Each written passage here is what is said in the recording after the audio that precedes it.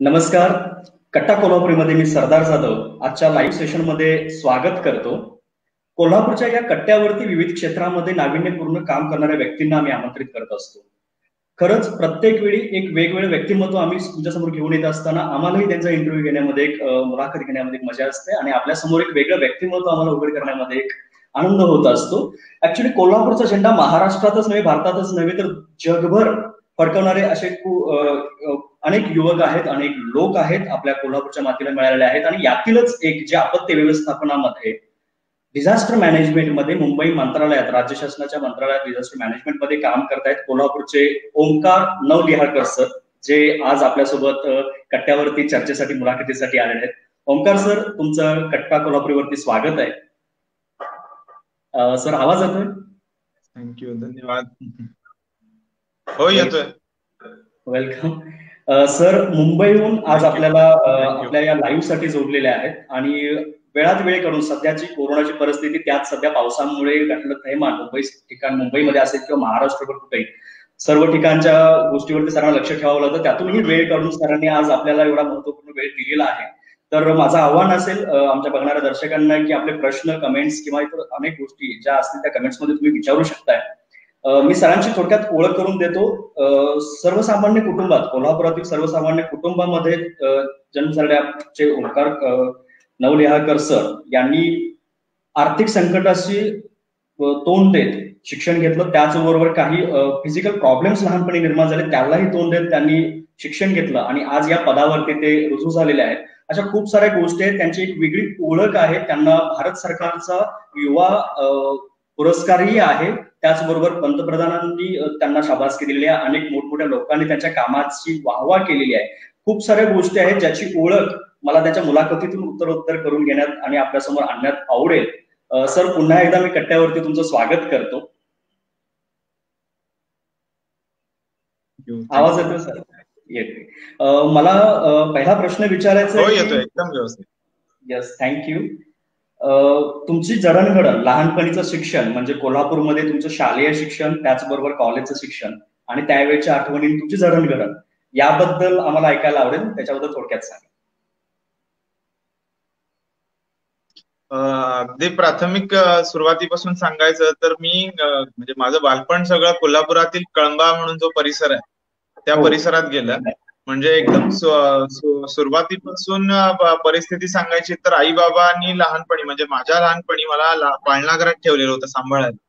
आणि ती परिस्थितीच अशी होती की त्यांना या सगळ्या गोष्टी म्हणजे स्वतःचा घर चालवण्यासाठी, परिवार चालवण्यासाठी दोघांनाही नोकरी करणं अपेक्षित अनिवार्य होतं. मग बाबा रिक्षा चालवायचे, आई खाजगी कंपनीमध्ये नोकरीला होती आणि खाजगी कंपनीमध्ये नोकरीला जाण्याचे टायमिंग 11 ते 5 प्लस बाबा सकाळी रिक्षा चालवून येणार. म्हणजे या सगळ्या वेळेमध्ये मला कुठंतरी बाहेर ठेवणं आणि लहान मुलाला आता कुणाकडे सांभाळायला ठेवणार. माझे आजी आजोबा लवकर गेलेले आणि भाड्याच्या घरात राहणारे माझे आई वडील, त्यांना मुलाला सोडून कुठं जायचं. तर मग आई बाबांनी मला पाळणा घरात, कोल्हापुरामध्ये आपल्या शाहूपुरी येतं एक पाळणा घर होतं, तिथं पाळणा घरात मला ठेवलं. हे एकदम अक्षरशः सांगायचं तर 2 वर्षापासून बाहेर राहिल्यासारखा एक प्रकारचा अनुभव ज्याला म्हणतात की 2 वर्षापासून मला पाळणा घरात ठेवलेलं. मग तिथं जडणघडण सुरू झाली पहिली. त्यानंतर मग एक 2-3 महिने गेल्यानंतर पाळणा घरात खेळता खेळता एका मुलाने माझ्या डोळ्यामध्ये टाचणी मारली. डाव्या डोळ्यामध्ये टाचणी मारल्यामुळे माझा डावा डोळा पूर्ण ब्लाइंड झाला. मेंदूपासून डोळ्यापर्यंत येणारी जी रक्तवाहिनी असते ती कट झाली. मुळात हा मुद्दा पहिल्यांदाच सांगायचं कारण असं की आपत्कालीन क्षेत्रामध्ये काम करत असताना फिटनेस क्रायटेरिया किंवा ह्या गोष्टी अनेक लोकांच्या डोक्यामध्ये येत असतात. त्यामुळं या सगळ्या गोष्टी कळल्या पाहिजेत. या सगळ्या गोष्टी आपण कसं काम करू शकतो किंवा NDRF असेल, SDRF असेल किंवा आपत्कालीन सेवा क्षेत्रात एक खूप मोठा व्याप आहे. ह्यामध्ये काम करताना फिजिकल क्रायटेरिया कुठं अडवा येऊ शकतो का किंवा ह्यामुळे आपण आपलं काम थांबवायचं का, असे अनेक प्रश्न युवकांना असतात. म्हणून सुरुवातच इथून करतो. शाळेमध्ये हे सगळं चालू झालं आणि माझे वडील म्हणजे त्यांना व्यायामाची प्रचंड आवड होती. त्यांनी आर्मी जॉईन केलेली. घरच्या काही कारणांमुळे त्यांना 2 ते 2.5 वर्षामध्येच आर्मी सोडून यावं लागलं. तेव्हा बाबांचं एक प्राथमिक पासून स्वप्न होतं की मला जर मुलगा झाला तर मुलाला मी आर्मीमध्येच घालणार. त्यामुळे हे स्वप्न बाबांचं माझ्या दुसऱ्या वर्षीच भंगलं म्हणायला पाहिजे. कारण त्यांना मला जे आर्मीत घालायचं होतं तो आर्मीसाठीचा जो फिजिकल क्रायटेरिया असतो तो पूर्ण करण्यासाठी मी एक कमी पडलो अर्थात, किंवा माझा डोळा गेल्यामुळे मला तिथे जाता आलं नाही. तेव्हा बाबा खूप नाराज होते. पण त्या दुसऱ्या अडीच तिसऱ्या वर्षापासून कंटिन्युअस माझ्यावर ह्याच गोष्टींचा मारा व्हायचा की तुला ह्या गोष्टींमध्ये करायचंय, तुला अभ्यास करायचाय, आपली परिस्थिती नाहीये, आपल्याला शिक्षण घ्यायचंय. या सगळ्या गोष्टी कायम आई वडिलांकडून ऐकल्या जायच्या.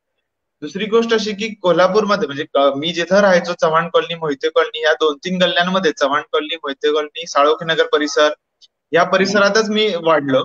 तिथंच असणारी शिलादेवी डी शिंदे सरकार हायस्कूल, म्हणजे ज्याला तपोवन हायस्कूल ज्याला म्हणतात, त्या तपोवन मध्ये मी ऍडमिशन माझं झालं. पहिलीपासून ते 10वी पर्यंत सगळं शिक्षण तपोवन मध्ये झालं.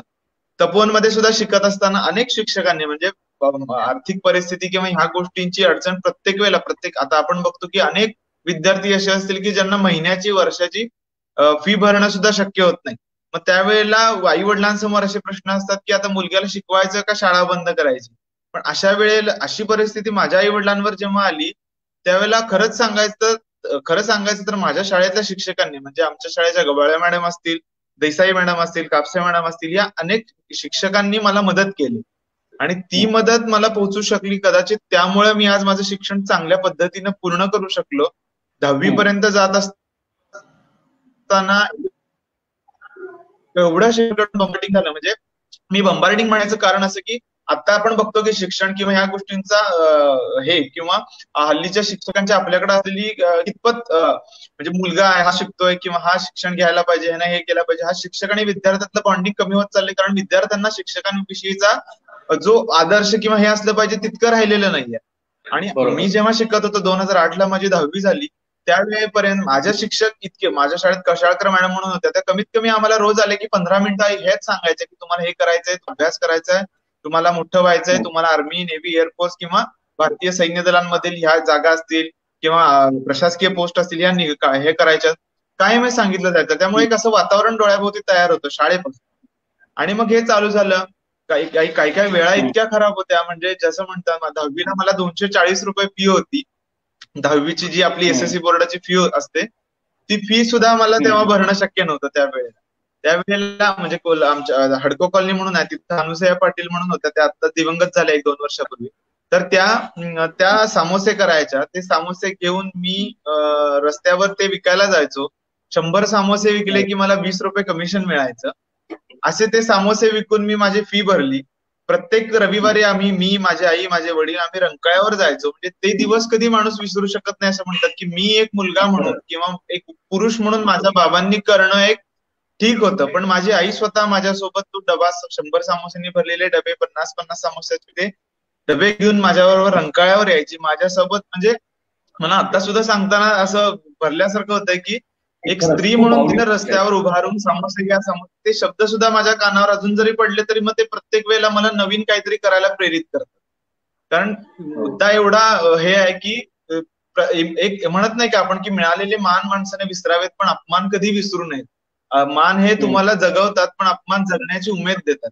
तशा पद्धतीनं ते अपमान एवढे हे होते काही, आणि हे अपमान म्हणणार नाही मी, पण ही जबाबदारी होती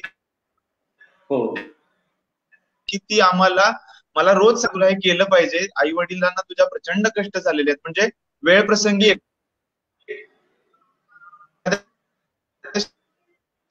घेतलंय कळंब्या कोल्हापूर म्हणजे बीटी कॉलेज पासून ते इथपर्यंत म्हणजे कळंब्यापर्यंत चालत येणारी माझी आई मी बघितली. त्यामुळे मला इतकं त्या गोष्टी डोळ्यासमोर होत्या की हे सगळं केलं पाहिजे, आपल्याला हे करणं भाग आहे, हे डोळ्यासमोर होतं. आणि दुसरी मुद्दा असं की आता सुद्धा केलेली गोष्ट मोठी, मला प्रत्येक वेळेला वाटते की आपण हे मिळवलं म्हणजे किंवा हे आपल्या समोर आहे, हे इनफ आहे अशातला भाग नाही, आपल्याला भरपूर काहीतरी करायचंय. आणि शाळेत जसं तुम्ही प्राथमिक बाजू विचारली म्हणून सांगायचं आहे की हा सगळा मुद्दा असा सुरुवातीपासून, म्हणजे माझ्या आईच्या 4थ्या वर्षी तिचे वडील गेले, तिथपासून तिचा जो कष्टाचा प्रवास होता तो तिच्या वयाच्या आतापर्यंत होता. म्हणजे चॉकलेट गोळ्या बिस्किट बांधून त्यांनी त्यांचा उदरनिर्वाह केला. माझी स्वतः म्हणजे माझा जेव्हा जन्म झाला त्यावेळेला आम्ही सावंत म्हणून एक आहेत आमच्या तिथं, त्या आपल्या ह्याच्याजवळ म्हणजे ITI जवळ त्यांचं घर आहे, तिथं आम्ही भाड्यानं राहिलो होतो. जन्म झाले एका गरोदर महिलेची किंवा एका प्रसूती झालेल्या स्त्रीची अपेक्षा असते की माझे सगळे सोहळे व्हावेत किंवा मला या सगळ्या गोष्टी मिळाव्यात, पण ते कधीही माझ्या आईला मिळू शकलं नाही कारण ह्या आर्थिक परिस्थितीमुळे. त्या सावंत काकीने घरी असलेला कॉट आम्हाला दिला. त्यानंतर धुमाळ म्हणून एक आहे, ते स्वतः दवाखान्यात जाऊन माझ्या आईला डबा द्यायचे. या अशा अनेक सभोवतालच्या लोकांनी इतकी मदत केली आम्हाला त्यावेळेला. आणि मग काय म्हणतात की प्रसूती झालेल्या स्त्रीला एक 3 महिने खूप जपलं जातं, 4-5 महिने खूप तिची काळजी घेतली जाते, पण 5व्या ते 6व्या दिवशी घरातून बाहेर पडून हातात पाण्यात हात घातलेली माझी आई मला लोकांनी सांगितलेली आहे. माझे वडील म्हणजे मुला आपण जसं म्हणतात की लहान मुलांना आंघोळ घालायला त्या बायका येतात, ते सुद्धा करू शकत नव्हते अफोर्ड. त्यामुळे माझे बाबा सकाळी उठायचे, सकाळी उठून पेपर टाकून यायचे, पेपर टाकून येऊन मुलाला आंघोळ घालायचे. पुन्हा रिक्षा भाड्याची एक होती, म्हणजे आपल्या इथं कोल्हापुरात बिनखांबी मंदिर समोर अंबाबाईच्या महाद्वारासमोर लुकतुके म्हणून यांचं एक दुकान आहे, पेपर स्टॉल. त्यांच्याकडे बाबा पेपर घ्यायचे, ते पेपर टाकायचे दिवसभर, ते सकाळी 11-12 पर्यंत पेपर टाकून येऊन मला लहान बाळाला येऊन आंघोळ घालून तिथून पुढे बाबा रिक्षा चालवायला जायचे भाड्याची.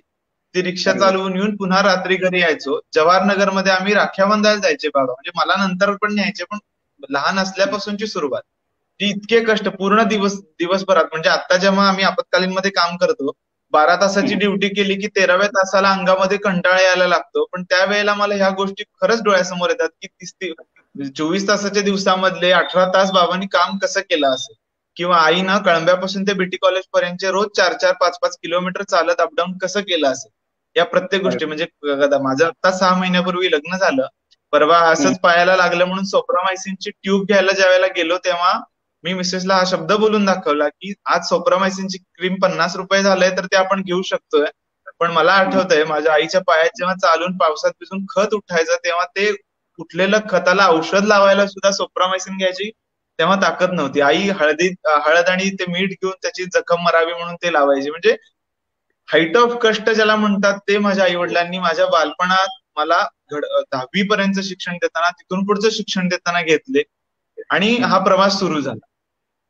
नाही, खरंच म्हणजे ओंकार सर, तुमची जी आता जी परिस्थिती तुम्ही सांगितली, खूप म्हणजे भावनिकता त्याच्याशी तुम्ही अजूनही अटॅच आहात. त्यावेळेच्या आठवणी, त्यावेळेच्या आई वडिलांचे कष्ट, म्हणून तुम्ही आज इथपर्यंत आलात. तरीही अजून इथून पुढे जाण्याचे तुमचे जे प्रयत्न आहेत यामध्ये, त्यामुळेच तुम्ही यशस्वी होणार आहात, कारण तुम्हाला त्या गोष्टींची अजून विसर पडलेला नाहीये. ते सहन केलेल्या गोष्टी आहेत त्यांचे तुम्ही विसरलेलं नाही. मला सर्वांना सांगायला आवडेल की गरिबीतून शिक्षण घेऊन अधिकारी मोठे होणारे खूप सारे लोक आहेत, परंतु ओंकार सरांची गोष्ट थोडी इतरांच्या पेक्षा वेगळी आहे. आता त्यांच्या तोंडून आपण ऐकलं की काय परिस्थिती होती, खरंच म्हणजे ऐकताना कोणी भाऊ होईल, डोळ्यातून पाणी येईल अशी परिस्थिती आहे. आणि त्या परिस्थितीतून सरांनी मार्ग काढत आज एवढ्या मोठ्या पदावरती गेलेले आहेत आणि मुंबई मंत्रालयामध्ये राहून महाराष्ट्र डिझास्टर मॅनेजमेंटचं काम बघतायत सर. आणि आपल्याला अभिमान आहे, कोल्हापूरकर म्हणून आम्हालाही अभिमान आहे सर, की एवढ्या मोठ्या लेवलला तुम्ही, एवढ्या मोठी परिस्थिती, आता कोरोनाची परिस्थिती असेल, याच्या आधीचा पूर परिस्थिती, मुंबईतल्या पाण्याची परिस्थिती असेल, कोल्हापूरची पूर परिस्थिती, तुम्ही तिथं राहून इतक्या चांगल्या पद्धतीने हाताळली. वेगवेगळ्या वर्तमानपत्रातून, बातम्यातून याच्या आधी तुम्हाला पुरस्कार मिळाला, त्यावेळी लोकांच्या पर्यंत तुम्ही पोहोचलेला आहातच. परंतु ही परिस्थिती आणि अशा अनेक साऱ्या गोष्टी ज्या मुलाखतीतून वेगळ्या अँगलनं आम्हाला पाहिजे आहेत, त्या लोकांना ऐकायला आवडतील आणि खरंच एक इन्स्पिरेशन घेण्यासारखी गोष्ट आहे सर. मला तुम्ही आता शालेय शिक्षणानंतर इथपर्यंत गेलेल्याचे प्रवास आणि त्याच्यामध्ये कष्ट सांगितले, परंतु तुम्हाला जसं तुम्ही बोललात की तुम्हाला आर्मीमध्ये जाण्याचं ध्येय होतं, परंतु काही ठराविक कारणामुळे तुम्ही जाऊ शकणार नाहीत, परंतु तुम्ही ध्येय नाही सोडलं. त्याच्याच संबंधित ज्याच्यातून तुम्हाला लोकांची सेवा करता येईल, समाजासाठी काहीतरी करता येईल, असं म्हणजे आपत्कालीन विभाग तुम्ही निवडलात. आणि त्याच्यामध्ये तुम्ही 17व्या वर्षापासून, म्हणजे वयाच्या 17व्या वर्षापासून तुम्ही त्यामध्ये काम करतायत. म्हणजे कोल्हापुरातील जीवन मुक्ती असेल, व्हाईट आर्मी असेल किंवा जीवन ज्योती, या वेगवेगळ्या संस्थांमध्ये तुम्ही काम केलं, त्यातून वेगवेगळ्या स्टेप्स तुम्ही पुढे गेला. तर त्यावेळेच्या त्या आपत्कालीन विभागातल्या आठवणी आणि त्यानंतरचे तुमचं जे आपत्कालीन व्यवस्थापनामधला तुम्ही अभ्यासक्रम त्यानंतर पूर्ण केलात आणि महाराष्ट्र शासनामध्ये जॉईन झाला, तर हा जो प्रवास आहे याबद्दल मला ऐकायला आवडेल. ऍक्च्युली काय झालं, मी जसं म्हणालो की मला आपत्कालीन सेवा क्षेत्रांविषयीची आवड निर्माण होण्याचं कारण प्राथमिक असलेली मला भारतीय सैन्य दलांची किंवा ड्रेस सर्व्हिसेसची आवड. तर बाबा कायम आर्मी बद्दल सांगायचे, आर्मीमध्ये असं असतं. माझी आत्या म्हणजे माझ्या बाबांची मोठी बहीण आशा शिरगावकर, तर आत्याचे मिस्टर माझे कर्नल शिरगावकर हे आर्मीमध्ये होते.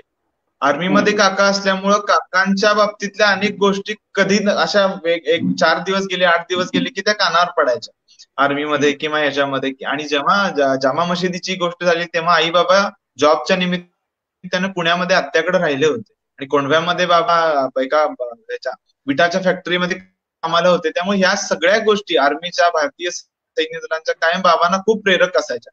आणि बाबा कायम ते माझ्याशी शेअर करायचे की हे करायचंय किंवा अशा गोष्टी असतात, भारतीय सैन्य दलांची अशी शिस्त असते किंवा काकांच्या घरी गेल्यावर अशी शिस्त असते, हे फॉलो केलं पाहिजे, असं कायम आमच्या कानावर पडायचे. त्यामुळे मला ते कायम वाटायचं की आपल्याला जाता येत नाही, आपल्याला जाता येत नाही, आपल्याला जाता येत नाही. आणि मग असंच कोल्हापूरमध्ये एक कोल्हापुरात जीवनमुक्ती सेवा संस्था, जी व्हाईट आर्मी म्हणून तिला म्हणतात, तर त्या संस्थेविषयी मी ऐकलं होतं आणि तो ड्रेस बघितला आणि मग अट्रॅक्शन ज्याला म्हणतात ते तिथं जाऊन मग मी विचारलं की मला हे करता येईल का, मला याच्या माध्यमातून काम करता येईल का. आणि जीवनमुक्तीमध्ये मला कळालं की तुम्हाला याच्या माध्यमातून काम करता येईल, म्हणून मी जीवनमुक्ती जॉईन केली. जॉईन केल्यानंतर अनेक विध मी सुरुवात आपत्कालीनची सुरुवातीपासून ते एकदम पूर्ण ह्याच्यापर्यंत, म्हणजे आम्ही ऍक्सिडेंटल केस असतील, फायरच्या केस असतील, कुठल्याही ह्याच्यामध्ये यात्रांमध्ये लोकांना वाचवण्यापर्यंतच्या अनेक केसेस आम्ही हँडल केल्या. आणि त्या केसेस हँडल केल्यानंतर आम्हाला हे सगळं लक्षात आलं की म्हणजे आपत्कालीन क्षेत्र खूप मोठं आहे आणि याच्यामध्ये मी काम करू शकतो आणि काम करायला लागलो. मग त्यावेळेला कोल्हापूरचे जिल्हा आपत्ती व्यवस्थापन अधिकारी धनंजय पाटील म्हणून होते. त्यांनी मला असं सुचवलं की तू यात काम करतोयस किंवा यातला तुला जर याचा अनुभव आहे ग्राउंड लेवलचा, तर तू यात अभ्यास का करत नाहीस किंवा यामधल्या तू परीक्षा का देत नाहीस. आणि योगायोगानं त्यावेळेला कोल्हापूरला कलेक्टर होते अमित कुमार सैनीजी. तर त्यांनी महाराष्ट्र शासनाचा एक आपत्ती व्यवस्थापन तज्ञ प्रशिक्षक अर्थात आपत्ती व्यवस्थापन मास्टर ट्रेनर नावाचा एक प्रशिक्षण कार्यक्रम होणार होता. आणि तो कार्यक्रम पुण्यामध्ये यशदा बाणेरला जी यशदा आहे म्हणजे शासनाची जी शासकीय प्रबोधिनी आहे जिथं अधिकाऱ्यांचे प्रशिक्षण होतं, तिथं प्रत्येक जिल्ह्यातून प्रशिक्षणार्थी पाठवण्याचं महाराष्ट्र शासनाचं आवाहन होतं. त्यासाठी मला धनंजय पाटील सरांनी आणि अमित कुमार सैनीजींनी मला माझं नाव नॉमिनेट केलं या कामाचा हे बघता आणि मला त्यांनी ट्रेनिंगला पाठवलं. आणि माझं बॅचलर्स असेल की हे पॉलिटिकल सायन्स मध्ये झालं असल्यामुळे थोडासा ह्याच्या बाबतीत तू म्हणजे किंवा बाकीच्या क्षेत्रांपेक्षा डॉक्टर आणि ह्या शासनाशी संबंधित असेल तर थोडाफार त्याची टच होतो किंवा शिक्षणाचा उपयोग होऊ शकतो, म्हणून त्यांनी मला पाठवलं. आणि योगायोगानं ते ट्रेनिंग झालं. त्या ट्रेनिंगमध्ये जवळजवळ 400 लोकांमधून आमची 14 जणांची मास्टर ट्रेनर म्हणून निवड झाली. कोल्हापुरातून त्यावेळेला माझ्या एकट्याची निवड झाली. कोल्हापुरातून 5 जण जे आले होते त्यातून एकट्याची निवड झाली. इतका छान तो अनुभव होता. तो पहिला मास्टर ट्रेनर म्हणून झाल्यावर यशदाचं सर्टिफिकेट मिळालं. मास्टर ट्रेनर म्हणून महाराष्ट्र शासनानं त्यावेळेला एक पत्र दिलं आम्हाला की तुम्ही महाराष्ट्र शासनाचे मास्टर ट्रेनर आपत्ती व्यवस्थापन म्हणून निवडले गेला. म्हणजे एक ती 13 दिवसाचा कोर्स झाला, नंतर 4 दिवसाचा कोर्स झाला, त्याच्यामध्ये परीक्षा घेतल्या गेल्या, इंटरव्ह्यू घेतले गेले. म्हणजे इंटरव्ह्यूला 2 सिनियर IAS ऑफिसर होते, त्याच्यानंतर कर्नल सुपनेकर म्हणून यशदाचे डायरेक्टर त्यावेळेचे होते, महाराष्ट्र राज्याचे जे डायरेक्टर होते IAS दिवसे साहेब ते त्यावेळेला होते. त्यांच्याकडून इंटरव्ह्यू झाले, इंटरव्ह्यू सुद्धा चांगले गेले. त्यामध्ये पास झाल्यावर मास्टर ट्रेनर झालो. मग आपत्कालीनचे एक ओढा वाटायला लागला की आपल्याला काम करता येईल, आपण हे घेतलं पाहिजे. आणि कोल्हापूरमध्ये मग आपत्कालीन क्षेत्रांमध्ये मला प्रशिक्षण देण्यासाठी जिल्हा आपत्ती व्यवस्थापनकडून पाठवण्यात यायचं. जिल्हा आपत्ती व्यवस्थापन मला जे शासकीय जे प्रशासकीय कार्यक्रम असतात अधिकाऱ्यांना, तहसीलदारांना किंवा जिल्ह्याच्या अधिकाऱ्यांना प्रशिक्षण द्यायचे कार्यक्रम, त्याला मला पाठवलं जायचं, शिक्षकांना. आणि आम्ही वेगवेगळे प्रोग्राम घ्यायचो, म्हणजे आपत्ती व्यवस्थापन मुख्याध्यापकांसाठी घ्यायचो, आपत्ती व्यवस्थापन विद्यार्थ्यांसाठी घ्यायचो, आपत्ती व्यवस्थापन युवकांसाठी घ्यायचो. आणि तो एक माझ्या आयुष्यातला मला इकॉनॉमिकली सेट करणारा एक पहिली स्टेप झाली की मला त्यामधून प्रत्येक कार्यक्रमानुसार काहीतरी मानधन मिळायचं. आणि ते मानधन मला म्हणजे 6 वर्ष आपत्कालीन मध्ये काम करताना ऍज अ व्हॉलंटरी म्हणून करत होतो, त्यावेळेला कुठेतरी एका फेजला येऊन प्रत्येकाला वाटतं की आज 4 तास काम केलंय तर 5व्या तासाला घरी येताना माझ्या खिशात निदान 50 रुपये तरी असावे. पण ते व्हायचं नाही, म्हणून मग आपण पोटाची भाग बघायला पुढे बाहेर पडतो, तसं झालं. आणि तो मला तिथून पुढे हे प्रशिक्षणाचा फायदा व्हायला लागला. ते झाल्यानंतर मग पुन्हा महाराष्ट्र शासनाचा दुसरा कार्यक्रम होणार होता, आपत्ती व्यवस्थापन तज्ञ प्रशिक्षक सर्च अँड रेस्क्यू मध्ये तो होणार होता. पहिला झाला तो आपत्ती व्यवस्थापन मध्ये इन्स्टिट्यूटलायझेशन म्हणजे ऍडमिनिस्ट्रेटिव्ह सगळ्या ज्या गोष्टी असतात त्यामध्ये निवड झाली होती. दुसरा होणार होता तो सर्च अँड रेस्क्यू. पण बाय चान्स मला थोडंसं तेव्हा भीती वाटत होती, म्हणजे तो कार्यक्रम होणार होता NDRF मध्ये की जो फोर्सेसशी संबंधित होता. आणि भीती वाटायचं कारण म्हणजे डोळ्यामुळे जर रिजेक्शन झालं तर काय करणार. म्हणजे आता मी जी लेन्स कायम वापरतो ही लेन्स कायम वापरत नसते, ती लेन्स काढल्यानंतर पूर्ण डोळा माझा ब्लाइंड आहे. मग त्यामुळे मला असं वाटतं की माझं सिलेक्शन होईल का नाही होईल का. तरी सुद्धा तत्कालीन आपत्ती व्यवस्थापन अधिकाऱ्यांनी, कोल्हापूर कलेक्टरनी मला सपोर्ट केला आणि मला त्या प्रशिक्षणाला पाठवलं. तेव्हा सुद्धा कोल्हापुरातून 7 जण आले होते. 7 जणांचं आमचं प्रशिक्षण झालं. या टोटल महाराष्ट्रातून 1100 जणांना टीम वाईज प्रशिक्षण झालं. आणि या प्रशिक्षणामध्ये 34 जणांना आपत्ती व्यवस्थापन तज्ञ प्रशिक्षक सर्च अँड रेस्क्यू अर्थात शोध व बचाव यासाठी निवड झाली. आणि सांगायला मला आनंद होतोय की कोल्हापूरचा मुळात हे महत्वाचा की मी संपूर्ण महाराष्ट्रात तेव्हा पहिला आलो एनडीआरएफच्या प्रशिक्षण. ते प्रशिक्षण एवढं म्हणजे त्या प्रशिक्षणानं आम्हाला फर्स्ट एडच्या बाबी असतील, आपण CSSR म्हणजे collapse structure search and rescue असेल किंवा सर्च अँड रेस्क्यू, ह्या सगळ्या गोष्टी आमच्या क्लिअर अप केल्या. CBRN केमिकल, बायोलॉजिकल, रेडिओलॉजिकल, न्यूक्लिअर ह्या ज्या कन्सेप्ट होत्या या तिथल्या खूप एकदम सुपर ट्रेनर ज्याला म्हणतो म्हणजे कमांडंट एनडीआरएफ लेवलचे अधिकारी आम्हाला प्रशिक्षणाला वेळेला यायचे. त्यांचे अनुभव, त्यांनी 15, 20, 30 वर्ष केलेले आपत्कालीन अनेक अनुभव आमच्याशी शेअर व्हायचे. त्यामुळे एक वेगळं 13 दिवसाचा पहिला प्राथमिक कोर्स झाला. तो निवासी उपक्रम होता पुण्याच्या सदुंबरेमध्ये, जी आपली एनडीआरएफची बटालियन आहे. पूर्ण आर्मीचं जसं प्रशिक्षण असतं, रनिंग सकाळी उठणे 4 वाजता उठल्यापासून ते दिवसभराचं रात्रीचं 6 वाजेपर्यंत तुम्ही एनडीआरएफच्या ताब्यात असता. तुम्हाला रनिंग होते, फिजिकल हे होतं, पोहण्याचे हे होतात, सगळ्या तुमच्या परीक्षा घेतल्या सगळ्या, आणि सगळ्या परीक्षा माझ्या व्यवस्थित पास झाल्या. मी महाराष्ट्रात त्यावेळेला पहिला आलो. आपत्ती व्यवस्थापन तज्ञ प्रशिक्षक म्हणून झाल्यानंतर मग मला कोल्हापुरात आणि चान्स आला, मी सगळीकडे प्रशिक्षणाला जायला. हे सगळं झाल्यानंतर एक म्हणतात ना की पुढे वाढवणारा स्टान्स जो घडला तो म्हणजे असा की संपूर्ण महाराष्ट्रातून आम्ही 34 आणि 14 असे जे निवडलो गेलो होतो, ह्या सगळ्यांमधून आम्हाला भारत सरकारचा दिल्लीमध्ये NIDM जे आहे, national institute for disaster management, तिथे एक प्रशिक्षण होणार होतं. ते प्रशिक्षण म्हणजे डिझास्टर रिस्क रिडक्शनच्या एक सब्जेक्टमध्ये ते प्रशिक्षण होतं. तर त्या प्रशिक्षणाला जाण्यासाठी संपूर्ण महाराष्ट्रातून आम्हाला 3 जणांना त्यावेळेला पाठवणार होतं. आणि 3 जणांना जाण्यासाठी मी आणि दोघांची निवड झाली. आम्ही त्या प्रशिक्षणाला जाणार होतो जानेवारीमध्ये. जानेवारी 15चा हा प्रसंग आहे, 16चा प्रसंग आहे.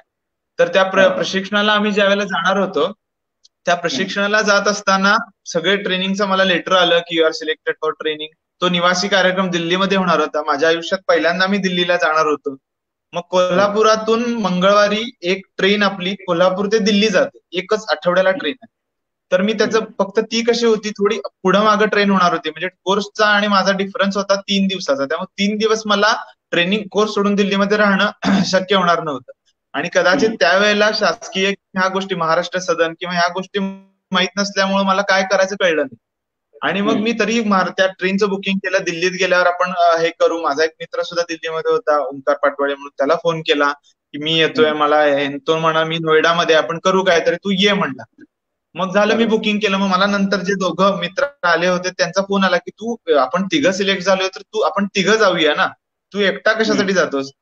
म्हणून त्यानं मला सांगितलं की तुम्ही या ट्रेनिंगला या. म्हणून मी कोल्हापूरचं तिकीट मिळालेलं कॅन्सल करून मी पुण्यामधून तिकीट काढलं. त्यानं सांगितलं तू ये, पुण्यात आल्यावर आपण जेवण करू, जेवण केल्यानंतर आपण निघू आणि इथून पुण्यात निघून जाऊ. तिकीट काढलं, ते कन्फर्म नव्हतं तिकीट.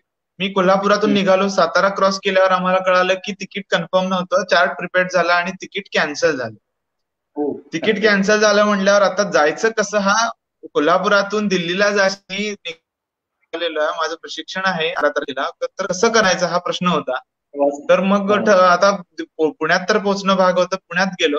पुण्यात गेल्यावर मला फोनवर मी मित्राला फोन केला, तू कुठे आहेस? अरे, तो म्हणाला मला तिकीट मिळालं नाही, आपलं आता ट्रेनिंग तर गरजेचं आहे. म्हणून मी फ्लाईटचं बुकिंग केलं, 8 वाजता फ्लाईट आहे, मी फ्लाईटनं जाणार आहे. मी म्हणलं मग माझं तिकीट काढ, मी तुला पैसे देतो.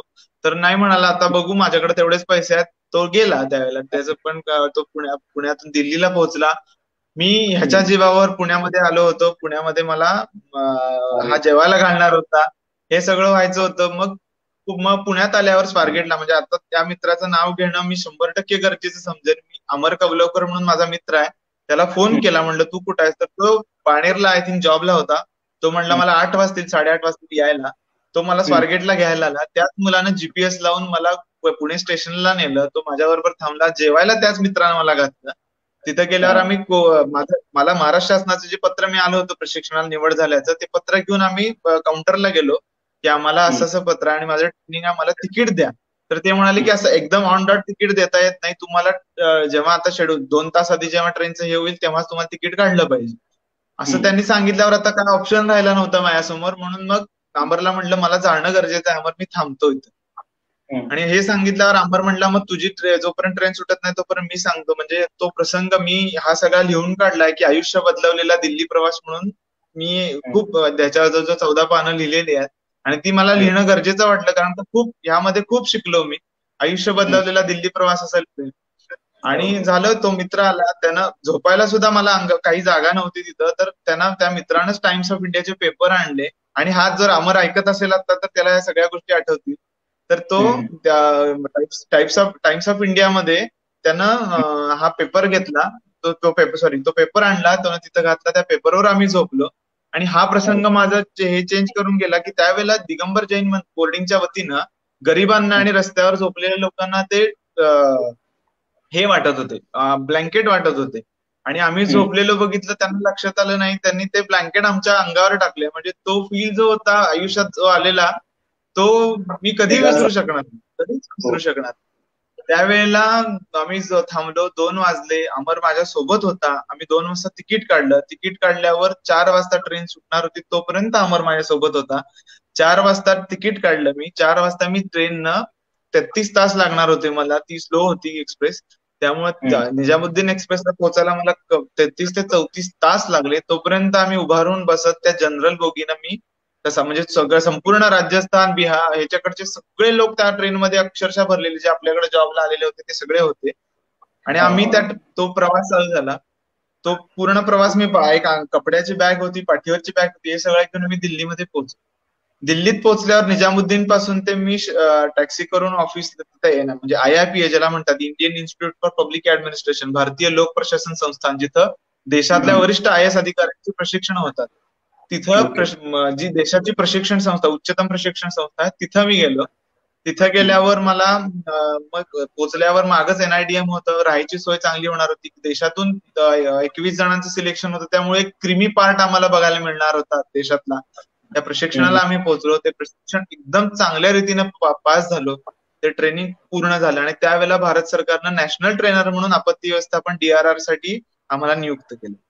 म्हणजे तो आमच्यासाठी इतका मोठा हे ठरला, माझ्यासाठी, माझं आयुष्य बदलवणारा मी ज्याला कायम म्हणतो, त्याचं कारण हे सगळं झालं, ट्रेनिंग झालं. तिथं मला गव्हर्नमेंट कडून जवळ एक 50,000 रुपयाची पुस्तकं आम्हाला त्यावेळेला मिळाली, आपत्कालीन सेवा क्षेत्रांची. ती पुस्तकं मी घेतली.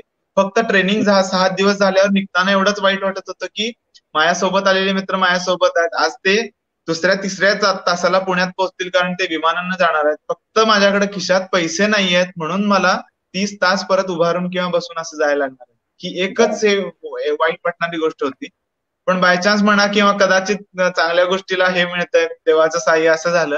त्याच वेळेला मी नेट ऑन केलं त्या बिल्डिंगला, त्या IIPAच्या इमारतीला वायफाय होतं, ते वायफाय ऑन केलं. म्हणजे एवढं क्लिअर सांगायचं कारण आहे की माझ्या डोक्यात पूर्ण तो प्रसंग कोरलेला आहे. ते वायफाय मी ऑन केलं, तो हे केलं, आणि काढलेलं तिकीट जे माझ्याकडे होतं ते आम्ही हे केलं, म्हणजे जे पुण्यापासून काढलेलं जाताना आणि येथून पुन्हा पुण्यापर्यंत होतं ना तिकीट, ते तिकीट माझं RAC झालेलं होतं. RAC झालेलं तिकीट भोपाळपर्यंत मी आलो. भोपाळपर्यंत मला कोणीही सहप्रवासी नव्हते. भोपाळमध्ये TCनं ते तिकीट कन्फर्म करून दिलं. फक्त ती घेतलेली पुस्तकं मला सेफ घरी आणायची होती. ते सगळं झालं. तिथून पुण्यात आलो. पुण्यातून पुन्हा मी बस करून आलो. म्हणजे 40 तासाचा जवळ एक प्रवास पूर्ण केला आम्ही, आणि मी फायनली कोल्हापुरात पोहोचलो.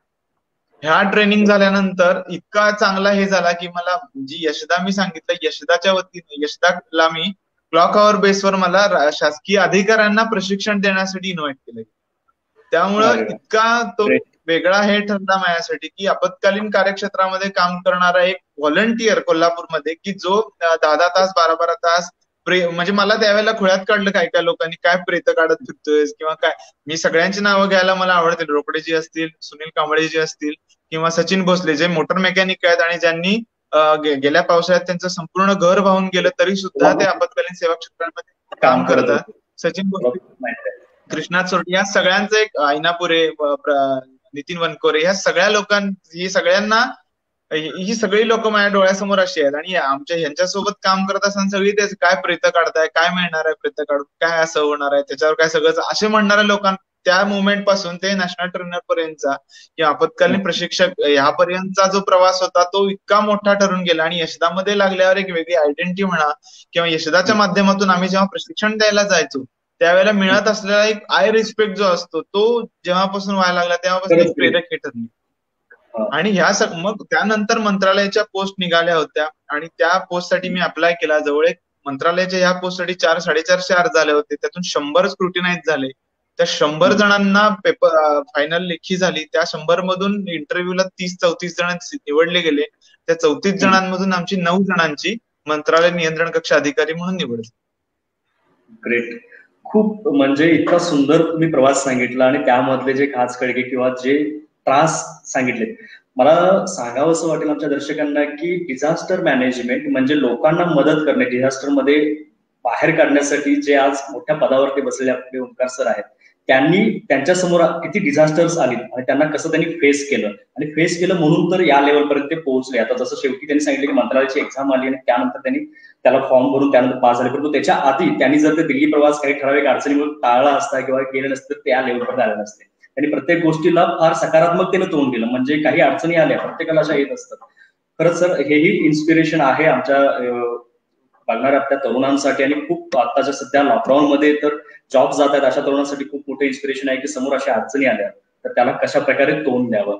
मला अशा गोष्टी खूप साऱ्या विचारायच्या आहेत. म्हणजे आता सध्या कोरोनामध्ये तुम्ही कसं काम करता यावरती तरी यायचं. तुम्ही डिझास्टर मॅनेजमेंट मध्ये गेला, जवळजवळ 3 वर्ष झालं तुम्ही मंत्रालयामध्ये कंट्रोलमध्ये काम करताय.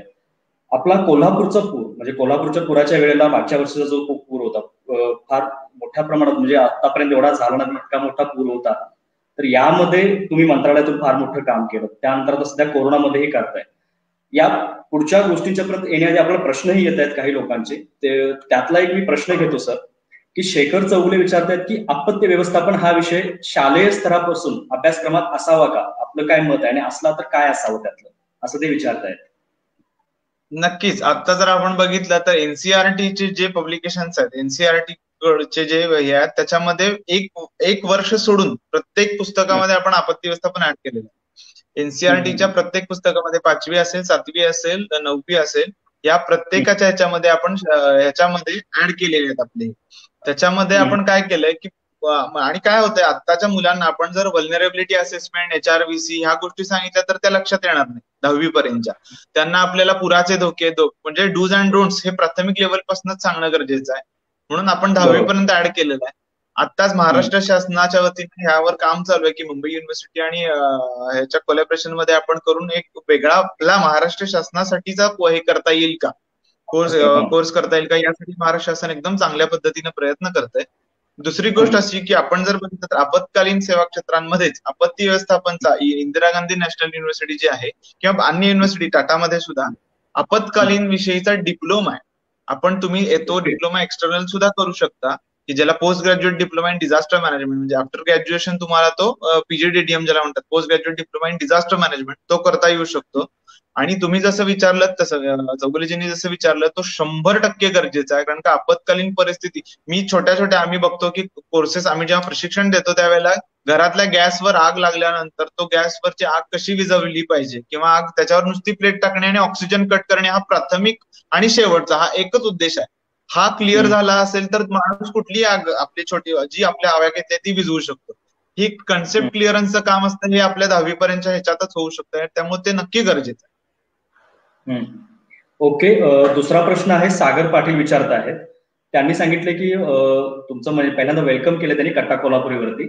तर दुसरं विचारतात की जिल्हा परिषद म्हणजे कलेक्टर ऑफिसला जे डिझास्टर टीम असते जिल्ह्याच्या लेवलला, तर त्यामध्ये नवीन युवक जे येत आहेत किंवा ज्यांना इंटरेस्ट आहे तर त्याच्यासाठी त्यांना काय करायला पाहिजे याबद्दल काय माहिती? नक्कीच. आता काय चालू आहे मला सांगायला अभिमान आहे की महाराष्ट्र शासनाने जो आपदा मित्र म्हणून प्रोजेक्ट केला, या आपदा मित्र प्रोजेक्ट मध्ये आपदा मित्रासाठीचा आपदा सखी आणि आपदा मित्र हे जे प्रोजेक्ट झाले, आपदा मित्र हा राज्यात एकाच जिल्ह्यात झालाय आणि ते म्हणजे कोल्हापूर.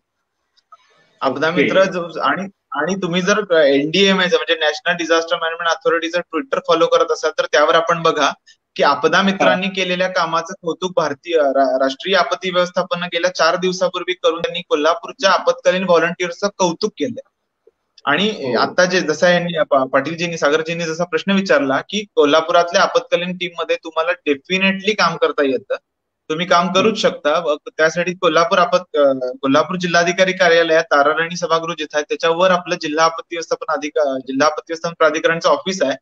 तिथं आपण गेल्यानंतर तुम्ही तुमचं नाव रजिस्टर करू शकता आणि तिथून तुम्ही आपदा मित्र म्हणून काम त्यासाठी तुम्ही नाव देऊन, म्हणजे ऍक्च्युली काय आहे की आपदा मित्र जे आहेत आता यांचं प्रशिक्षण झालेलं आहे. त्यांना सिव्हिल डिफेन्सच्या माध्यमातून नागपूरमध्ये एकदम जे शास्त्रोक्त प्रशिक्षण आपत्कालीनचं असतं की फर्स्ट एड पासून ते एकदम MFR, ज्याला मेडिकल फर्स्ट रिस्पॉन्डर असं म्हणतात, हे प्रशिक्षण होण्यापर्यंतची सगळी हे केलेली आहे, प्रशिक्षण झालेलं आहे. पण ह्यांच्या सोबत राहण्यासाठी प्राथमिक ज्या ज्या आपत्कालीन सेवा क्षेत्रांमध्ये तुम्ही काम करू शकता याचं प्रशिक्षण तुम्हाला जिल्हा आपत्ती व्यवस्थापन नक्कीच देईल.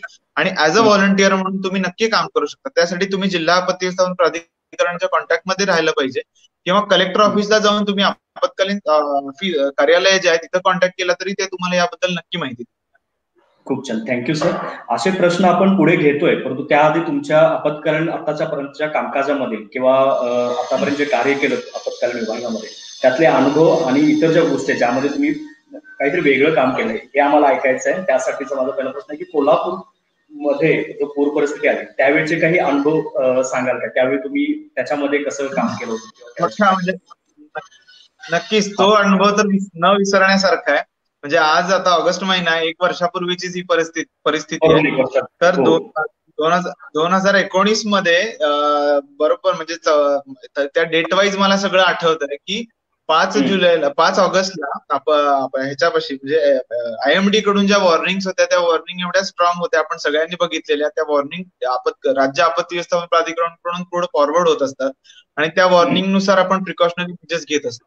पण गेल्या वर्षीचा जर एकंदर आपण पाऊस बघितला तर तो पाऊस कदाचित 2005च्या पावसाच्या त्याची तुलनाच करू शकत नाही, पण इतका मोठा होता. आणि डे टू डे जर आपण बघितलं, आणि मुळात सोर्सेस सगळ्या मला कायम लोकांना सांगायला हेच आवडेल की ऍज अ व्हॉलंटियर म्हणून मी जेव्हा काम करत होतो आणि आता शासनामध्ये करतोय, आम्ही हेच बघतो की शासन म्हणजे काय की एक हाडामासाच्या माणसांची आपल्यासाठी बनवलेली एक संस्था आहे. आणि त्याला सुद्धा जरी शासकीय काय म्हणतात की शासनाला मर्यादा नाही आहेत, पण माणसांना मर्यादा आहे. 30 तास 32 तास 40 तास काम केल्यानंतर 42व्या तासाला तरी त्या जवानाला वाटणार आहे की मला रेस्ट घ्यायचे. आणि ह्या सगळ्यामध्ये एका वेळेला म्हणजे सगळं पूर्ण पाऊस वाढत होता, तिकडं दारं राधानगरीची उघडत होती, ही एवढी वर्स्ट फेज होती. आणि कॅचमेंट मधला पाऊस वाढत होता, सेकंड म्हणजे कोकणातला पाऊस वाढत होता. आणि कोकणाकडून जो पाऊस घेऊन येणारी पंचगंगा जिथं 90 डिग्री जवळजवळ 70 to 90 डिग्री मध्येच ती कृष्णा लाईन भेटते संगमाजवळ. तर हा सगळ्यामुळे पूर परिस्थिती, त्या डॅमचे इश्यू आहेत, त्याच्यानंतर बॅकवॉटरचे इश्यू आहेत, अशा अनेक विषय होते की जे पुराला कारणीभूत होते. मुद्दा असा की मला ह्याच्या आधी हे सांगायला आवडेल की 5 तारखेला हे सगळं आम्ही बघत होतो की आता पूर वाढत चाललाय, पातळी वाढत चालली आहे. आणि त्याच वेळेला मला 15 जुलैला हे कळालं होतं की मला नॅशनल युथ अवॉर्ड मिळणार आहे भारत सरकारचा आपत्कालीन सेवा क्षेत्रांसाठी आणि तंबाखू मुक्ती या विषयांसाठी. तर मग ते माझ्या डोक्यात आलं. त्यावेळेला 5 तारखेला आई बाबांना, 8 तारखेला आई बाबा कोल्हापुरातून महालक्ष्मी एक्सप्रेसनं मुंबईला येणार होते आणि मुंबईतून आम्ही दिल्लीला जाणार होतो, असं आमचं एक शेड्यूल ठरलेलं. एकूण ही सगळी परिस्थिती बघता मी आई बाबांना फोन केला की आई बाबा तुम्ही 7 तारखेची वाट बघू नका, तुम्ही 5 तारखेला, आज तिकीट तुमचं 7 तारखेचं बुडू दे, तर तुम्ही निघून या. कारण तुम्ही निघून यायचं कारण की हा सोहळा किंवा हा कार्यक्रम पुन्हा आयुष्यात होणार नाही. पहिल्यांदा मी जायला तयार नव्हतो प्रशिक्षण ह्याच्या अवॉर्ड फंक्शनसाठी, पण माझ्या शाळेच्या देसाई मॅडम म्हणून आहेत, त्यांनी सांगितलं ओंकार हे जे केलेलं असते 25 वर्ष या सगळ्याचं फल, आणि तुझं 40 वर्ष राहू दे, तुझ्या आईनं जे 40-50 वर्ष जे केलेले आहेत त्यासाठी तो अवॉर्ड असं समज आणि तू फंक्शन जा. कारण का फेज एवढी स्ट्रॉंग हे होती जबरदस्त की मला कंट्रोल रूम सोडून किंवा ह्या सोडून मला जाणं हे वाटत होतं. आणि म्हणून मी निघालो नाही त्यावेळेला. आणि त्यावेळेला निघणार नव्हतो. पण मग हे मॅडमनी सांगितलं, तयार केलं. आमच्या घाटे सर म्हणून कोल्हापुरातले सुहास घाटे म्हणून त्यांच्या आई ज्यांच्याकडे कामाला होते त्यांनी पण सांगितलं, बाई हा कार्यक्रम एवढा चुकू नका, तुम्ही नक्की जावा. आणि त्या कार्यक्रमाला आम्ही जायला तयार झालो. मग मी 5 तारखेला आईला फोन केला की तुम्ही काही करा आणि निघून कोल्हापुरातून या. आई बाबा मुंबईला यायला निघाले आणि 5 तारखे हे सगळं झालं. आणि पूर परिस्थिती एवढी भीषण होणार होती, ह्या प्रेडिक्शन्स असे होते. तेव्हा मला काय वाटलं काय माहित, आईला म्हणलं तुम्ही निघा आणि तुम्ही या. आणि त्यावेळेला आई बाबा निघाले आणि मुंबईमध्ये व्यवस्थित म्हणजे जवळजवळ त्यांनी किडनी टोल नाका क्रॉस केला आणि 5 ते 6 तारखेच्या दरम्यान पूर्ण नदी ह्याच्यावरून पाणी आलं आणि कोल्हापूरचा मेन ब्रिज बंद झाला. त्यानंतर ते पूर्ण 12 ते 13 तारखेपर्यंत कोल्हापूर पूर्ण बंद होतं. कोणाला बाहेर जाता येत नव्हतं, आतल्यांना बाहेर येता येत नव्हतं, त्यामुळे आत येत आहेत. एवढी फेज बेकार झाली. आई बाबा पोहोचले ट्रेन, आम्हाला दिल्लीला जायचं होतं. आई बाबांनी 5-6 तारखेला ते मंत्रालयात मी कुठं काम करतो हे सगळं बघितलं, मंत्रालय बघितलं. आपत्कालीन विभागातलं काय, म्हणजे त्यावेळेलाच मी आई बाबांना ऑफिसमध्ये नेलं होतं. त्यावेळेला राज्याचे वरिष्ठ अधिकारी सगळे नियंत्रण कक्षामध्ये बसून होते, राज्याचे मंत्री सुद्धा तिथं होते. मी आई बाबांना लांबून दाखवलं, म्हटलं हे नियंत्रण कक्ष आहे, बघ म्हणलं आई, एवढी फेज आहे की पूर्ण राज्यासाठी सगळे वरिष्ठ अधिकारी किंवा कोल्हापूर सांगली या फ्लड कंडिशनसाठी अधिकारी इथं 24 तास काम करतात. मग हे आई बाबांनी ते बघितले, ते फेज कंट्रोल रूमची, काय कंट्रोल रूम कशी वर्क करते ते. आणि आम्ही ते झालं आणि आम्ही 8 तारखेला जायसाठी निघालो. तो प्रसंग सांगायचं कारण असं की 8 तारखेला बाबा म्हणाले, तू मुंबईला आम्हाला आणलेस, मुंबईतून आपल्याला दिल्लीला जायचंय, तर दिल्लीला जायचंय तर मग आता गाडी करून कशाला, सीएसटी वरून दिल्लीला ट्रेन जातात तर आपण सीएसटी वरून का जात नाही, इकडे आपण गाडी कशाला केली आहे ही दुसरी.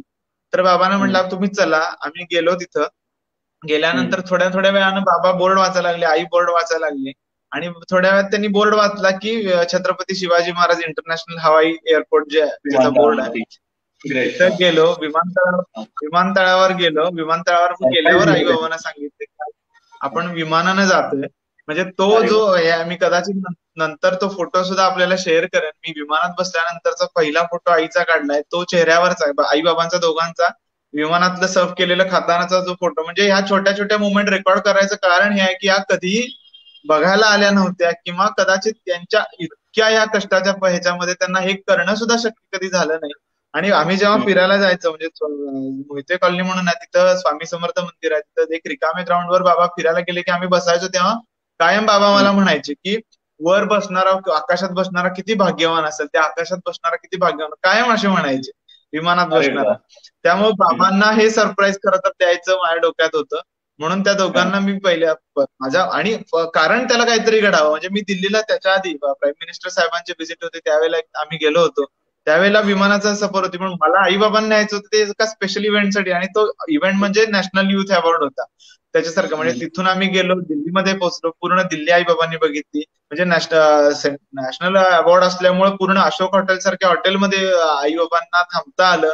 तो इतका त्यांच्या आयुष्यातला एक वेगळा पार्ट होता की ज्या गोष्टी त्यांच्याच काय, माझ्या सुद्धा आयुष्यातला, की एवढ्या 5 स्टार हॉटेलमध्ये जाणं, तिथं राहणं, अफोर्ड करणं, हे सगळं हेच नसतं, पण या नॅशनल अवॉर्डमुळे ते बघायला मिळालं. परिस्थिती अशी सांगतो की तुम्ही आता मला पूर परिस्थितीबद्दल विचारताय म्हणून, त्या दिवशी 12 तारखेला अवॉर्ड फंक्शन होणार होता.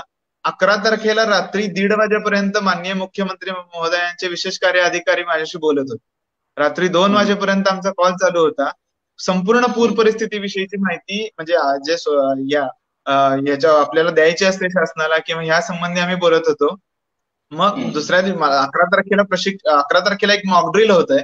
12 तारखेला अवॉर्ड स्वीकारण्यापूर्वी एक मॉकड्रिल असते की तुम्ही मिनिस्टर समोर कसे जाणार, कसे बिहेव करणार, काय करणार, तर ते मॉकड्रिल झालं. त्या दिवशी रात्री देखील ह्या पूर परिस्थितीबद्दल माननीय मुख्यमंत्री महोदयांचे विशेष कार्यकारी अधिकारी जे आहेत त्या माझ्याशी बोलत होत्या. आई बाबांनी शेवट मला सांगितलं, अरे तुझा कार्यक्रम आहे ना, तुला कार्यक्रम अटेंड करायला आलोय ना, तू काय फोनवर बसलायस, तू आत ये, झोप, सकाळी चेहरा फ्रेश पाहिजे तुझा. म्हणजे एवढं ते ती परिस्थिती कोल्हापूरची अशी होती. आणि तिकडून आम्ही आलो. तिकडून आल्यावर मुंबईमध्ये फ्लाईट मधून पुन्हा येताना रिटर्न आलो, उतरलो. तिकडून उतरल्यावर कोल्हापुरात म्हणजे मला वाटतं आमची त्याच दिवशी गाड्या कोल्हापुरात यायला चालू झालेल्या. आम्ही आलेल्या पहिल्या दिवशी मला मिळालेला पूर्ण पुरस्कार पूरग्रस्तांना त्यावेळेला डोनेट केला होता. म्हणजे 50,000 रुपयाचा जो टोकन ह्याच्याकडून भारत सरकारकडून मिळतो तो पूर्ण, म्हणजे कोल्हापूरची परिस्थितीच अशी इतकी भीषण होती त्यावेळेला की तो पुरस्कार योग्य लोकांना जाणं किंवा योग्य ठिकाणी पोहोचणं गरजेचं होतं. म्हणून ज्या गरजू लोकांना मी तो पुरस्कार हे केला. आणि त्यावेळेला मला थांबता आलं नाही. कोल्हापुरात म्हणजे अनेक पत्रकारांचे, अनेक मीडियातून फोन येत होते की आम्हाला इंटरव्ह्यू घ्यायचा आहे, आम्हाला घरी यायचंय. पण मला लगेच कोल्हापुरात 14 तारखेला पोहोचल्यावर मला 15 तारखेला पुन्हा मुंबईला यावं लागलं, कारण का कंट्रोल रूमचं फंक्शनिंग इतकं गरजेचं होतं त्यावेळेला की राज्याच्या संचालकांनी सांगितलं तुम्ही इकडे यायला पाहिजे. म्हणून मी पुन्हा कोल्हापुरातून निघून मी मुंबईमध्ये त्यावेळेला जॉईन झालो 15 तारखेला. आणि पुन्हा काम चालू झालं. मग तो फेज एवढी असते की जसं मी सांगितलं की ह्या ज्या फोर्सेस असतात यांची एवढी क्विक मुवमेंट असते, एवढं काम असतं. आणि प्रत्येक जसं म्हटलं की माणसाला मर्यादा आहेत, वस्तूंना मर्यादा आहेत, आपल्या सोर्सेसना मर्यादा आहेत. म्हणजे काय, एखाद्या हेलिकॉप्टरची मुवमेंट करायची त्यावेळेला आपल्याला क्लाउडी वेदर बघावं लागतं. त्या हेलिकॉप्टरची मुवमेंटला वेळ झाला की समोरच्या टास्कला वाटणार की नेव्हीला वेळ झाला. पण ह्या मागच्या गोष्टी इतक्या मोठ्या असतात. एखादी हे करणं, एनडीआरएफ कॉरिडॉर म्हणजे एनडीआरएफ पुण्यामधून निघून कोल्हापूरमध्ये येत असताना मध्ये ट्रॅफिक लागू नये त्याला कॉरिडॉर देणं गरजेचं आहे. आपण सगळ्यांनी हे फोटो देखील बघितले असतील की ब्रिजवर येताना एनडीआरएफच्या आर्मीच्या जवानांना आपण त्या एवढ्या पूर्ण त्या पाण्यामधून ती गाडी आत गेलेली होती. म्हणजे ते कितीही म्हणलं शासन म्हणजे काय एक हाडामासाची माणसं आणि त्यांना पण परिवार आहेत, त्यांचे पण जीव आहेत, या सगळ्यामधून ते काम करत असतात. त्यामुळं फेज जरी किती स्ट्रॉंग असली तरी आणि जसं मगाशी सागरजी युवकांनी पुढे येणं गरजेचं आहे. कारण काय की प्रत्येक ठिकाणी प्रत्येक आपत्कालीन ह्याच्यामध्ये परिस्थितीमध्ये जो पहिला टास्क आहे तो तिथला लोकल समुदाय आहे. त्यामुळे तो तिथला समुदाय ज्याला जो कम्युनिटी म्हणून जर आपत्कालीन मध्ये एक प्रशिक्षण होतं ज्याला कम्युनिटी सीडीएम असं म्हणतात, कम्युनिटी मॅनेजमेंट म्हणतात, ते कम्युनिटी बेस्ड डिझास्टर मॅनेजमेंट होणं गरजेचं आहे. आपत्कालीन मध्ये ह्या विद्यार्थ्यांनी या युवकांनी आणि तिथल्या समुदायानं ट्रेनिंग असेल तर ते खूप चांगली मदत करू शकतात. आणि आपण बघितलं सुद्धा आहे, कदाचित मला सांगायला आनंद होईल की कोल्हापूर मधल्या अनेक अशा एनजीओ आहेत की ज्या व्हॉलंटरी काम करतात. एनजीओचं मिनिंगच ते आहे, पण त्या काम करतात आणि मुळात सगळ्यात जास्त व्हॉलंटियर्स कोल्हापूरमध्ये गेल्या पावसामध्ये काम करत. आणि कोल्हापूरच काय मुंबई सारख्या ठिकाणून अनेक व्हॉलंटियर आले होते, सिव्हिल डिफेन्सचे असतील, अनेक एनजीओचे असतील, युनायटेड नेशन्सनं स्पॉन्सर केलेले अनेक एनजीओ असतील. या सगळ्या एनजीओ कोल्हापूरमध्ये 30 दिवस 15 दिवस फूड डिस्ट्रीब्युशन असेल, सर्च अँड रेस्क्यू असेल, इव्हॅक्युएशन असेल, या सगळ्या क्षेत्रात काम करत. त्यामुळे ह्या परिस्थितीला समुदाय ट्रेंड होणं किंवा त्यांना थोडी माहिती, जास्त काय नाही, किट कुठलं घेतलं पाहिजे, बाहेर आपल्याला जाताना पुराच्या पाण्यातून कसं केलं पाहिजे, विजेच्या खांबांपासून काळजी घेतली पाहिजे, लाईट स्विचच्या, या छोट्या गोष्टींपासून ते मोठ्या गोष्टींपर्यंतची माहिती त्यांना असली पाहिजे. नाही, माझा हा पुढचा प्रश्न मी काही वेळानंतर घेणारच होतो की समाजानं डिझास्टर मॅनेजमेंटमध्ये कसा अवेअरनेस असावा समाजाला, तर त्याचं उत्तर तुम्ही या प्रश्नामध्ये सुद्धा दिले की लोकांनी कसा अवेअर असला पाहिजे, लोकांनी कशाची जाणीव ठेवली पाहिजे. आता तुम्ही सांगितलं तसं एक खरंच कोल्हापूरला एक प्लस पॉईंट आहे की इथं खूप साऱ्या चांगल्या संस्था आहेत ज्या ऑलरेडी ऍक्टिव्हली काम करत आहेत. बाहेर कुठेही काही डिझास्टर झाला, केरळ असेल, कुठेही बाहेर असेल, आसाम वगैरे असेल, तर इथपर्यंत कामं करण्यापर्यंत त्यांची असतात. त्यामुळे आपल्या कोल्हापूरमध्ये काही झालं तर ते लगेच ऍक्टिव्हली काम करतात. त्यामुळं आपली हानी जी आहे ती फार कमी होते. आणि हा एक प्लस पॉईंट आहे. मला अजून एक, आता तुम्ही बोलता जे सांगितलं की तुम्हाला मिळालं बक्षिसातलं तुम्ही ते डोनेट केलं कोल्हापूरच्या पूर परिस्थितीला किंवा इतर अशा गरजू लोकांना, तर याच्यातून मला खरंच आमच्या दर्शकांना सांगावं असं वाटेल की देशभक्ती म्हणजे काय असतं. सरांना लहानपणापासून आर्मीत जाऊन देशभक्ती करायची इच्छा होती, परंतु काही व्यंग आलं, ऍक्सिडेंटमुळे काही व्यंग आलं, परंतु त्याच्यावरती मात करत त्यांनी डिझास्टर मॅनेजमेंट सारख्या ठिकाणी जाऊन स्वतःच्या कामामध्ये किंवा स्वतःच्या प्रवासात आलेले डिझास्टरवरती तोंड देऊन त्यांनी या डिझास्टर मॅनेजमेंट चांगल्या पदावरती येऊन लोकांची त्याच आर्मी सारखीच सेवा केली. आणि त्यामधूनही एक मिळालेला पुरस्कारालाही त्यांनी सामाजिक गोष्टीमध्ये त्यांनी गुंतवलेला आहे. मला सर बोलता होता एक गोष्ट विचारायची राहून गेली आणि योगावर प्रश्नही आलेला आहे. प्रशांत साळुंखे विचारत आहेत, आपल्याला जो पुरस्कार मिळाला, युवा पुरस्कार, जो तंबाखू मुक्ती अभियानासाठी मिळाला, तर तंबाखू मुक्तीबद्दल आपलं बोलायचं राहून गेलं. आपला वेळ फार कमी असतो, म्हणजे लाईव्हला जास्तीत जास्त 1 तासापर्यंत आपण बोलू शकतो. आपला आता खूप वेळ झाला, आपण पटपट ठराविक प्रश्न आणि महत्वाचे प्रश्न आहेत ते आपण कम्प्लीट करूया. बऱ्यापैकी आपला प्रवास आणि आपल्या डिझास्टर मॅनेजमेंट पर्यंतच्या गोष्टी आल्या आहेत, तर सध्याच्या कोरोनाच्या आणि इतर डिझास्टर मॅनेजमेंटच्या गोष्टी आपल्याला कव्हर करायच्या आहेत. त्याआधी मला याबद्दल विचारायचं की तंबाखू मुक्ती अभियानामध्ये, प्रशांत साळुंखे विचारतायत, तंबाखू मुक्ती अभियानामध्ये आपण कशा पद्धतीनं काम केलं व आम्ही जे लोक तंबाखू खातात त्यांना काय आपण मार्गदर्शन करू शकता जेणेकरून त्यांचं व्यसन हे कमी करता येईल, याबद्दल थोडक्यात, कारण आपल्याला अजून कोरोना डिझास्टर मॅनेजमेंट कडे जायचं. नक्कीच, कारण तंबाखू, मला जो पुरस्कारामध्ये सायटेशन मध्ये तंबाखू मुक्त म्हणजे एक मुंबईमध्ये सलाम मुंबई फाउंडेशन नावाची मोठी एनजीओ आहे की जी तंबाखू मुक्तीसाठी खूप चांगल्या पद्धतीनं काम करते. सलाम मुंबईचे असेच अनेक 2-3 इव्हेंट अटेंड केल्यावर माझ्या हे खरंच लक्षात आलं की खूप आपला युथ असेल, म्हणजे बेसिकली माझा फोर्स म्हणजे एकदम हे ना सांगायचं तर मी पहिल्यांदा जो चान्स दिला तो तंबाखू मुक्त शाळांचे महाराष्ट्र राज्य हा सलाम मुंबई फाउंडेशनचा जो उपक्रम होता त्याच्यामध्ये मी व्हॉलंटरी काम करत होतो की आपण जाऊन शाळांमध्ये तंबाखू मुक्तीबद्दल किंवा तंबाखूबद्दल अवेअरनेस निर्माण करणं की आपण ते नाही केलं पाहिजे. आणि मला अनेक त्यावेळेला सुद्धा असे प्रश्न आले की मग शाळांमध्ये विद्यार्थ्यांना सांगून काय मिळवत आहे, 4वी 5वी 10वी पर्यंतचे विद्यार्थी थोडी तंबाखू खातात, पण मुळात हीच गोष्ट आहे की त्याच वयात जर एखादी गोष्ट सांगितली गेली तर ती कळते. माझ्याकडे अजून सुद्धा काही विद्यार्थ्यांनी मला लिहिलेली पत्र आहेत की माझ्या वडिलांना येऊन तुम्ही सांगा की आमच्या सर तुम्ही हे करा, आमच्या वडील असे करतात, तंबाखू खातात, खूप पैसे नसतील तर ते मागून घेतात, कर दारू पितात, म्हणजे अशा अनेक गोष्टी विद्यार्थ्यांनी लिहिलेल्या आहेत. आणि ह्या गोष्टींचा विद्यार्थ्यांवर परिणाम होत असतो. एखाद्या वेळेला दारू पिऊन आल्यानंतर आपल्या आई वडिलांची झालेली भांडणं असतात, ती विद्यार्थी शाळेमध्ये बडबडत जात असतात. असे अनेक उदाहरणं आम्ही ऐकायचो.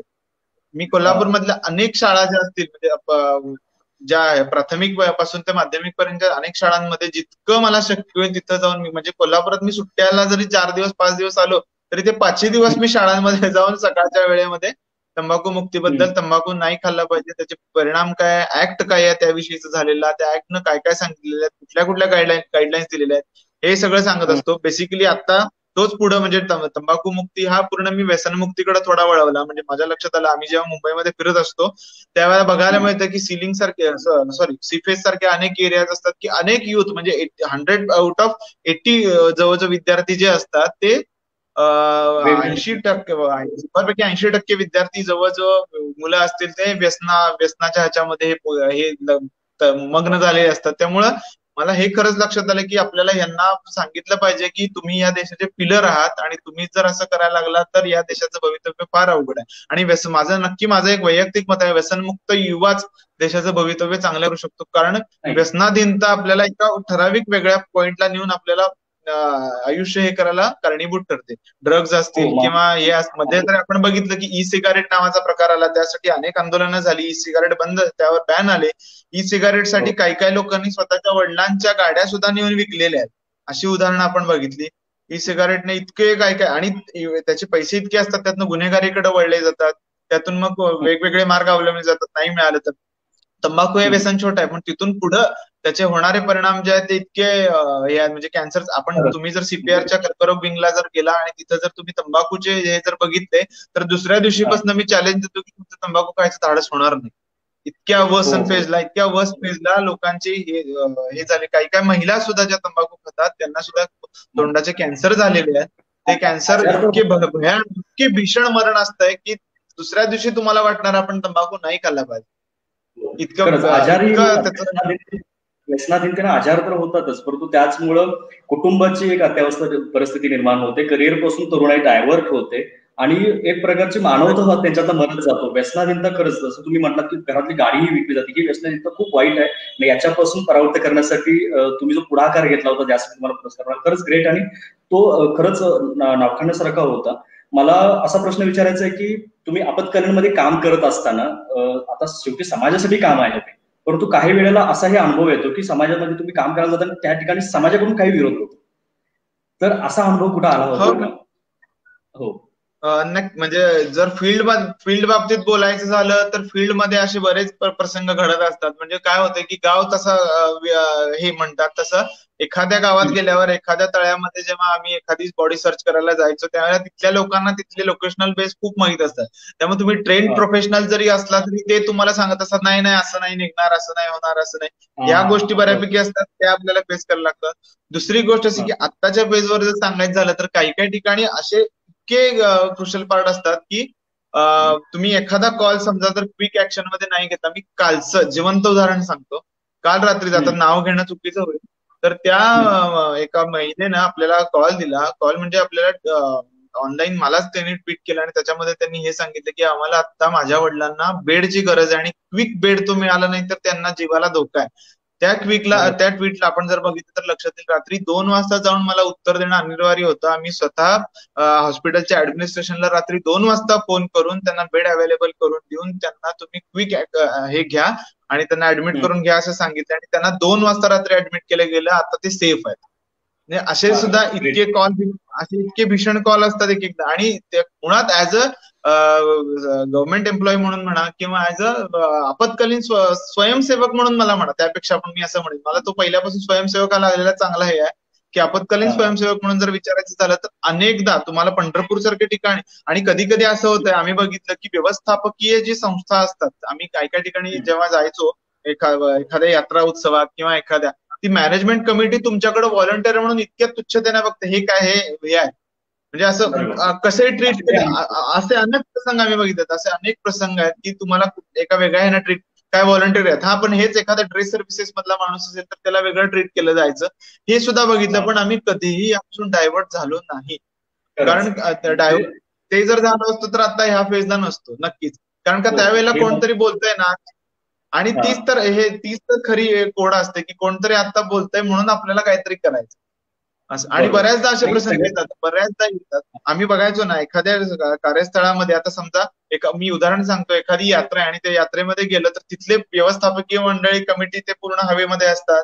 दुसरे म्हणजे त्यांचे नातलग असतात, त्यांचे कोणतरी असतात, ते आपल्याला काहीतरी बोलत, हे असं कर, ते असेल. वेळ प्रसंगी कोणाच्या गाड्या सुद्धा पुसायला लागलेल्या आहेत. म्हणजे असे सुद्धा प्रसंग ह्याच्यामध्ये यायचे. पण त्यावेळेला आपण जर त्यावेळेला ठरवलं ना की आपल्याला ह्याच्यासाठी काम करायचंय, आपल्याला जनतेसाठी करायचंय, तर तुम्ही ते काम झोकून द्या.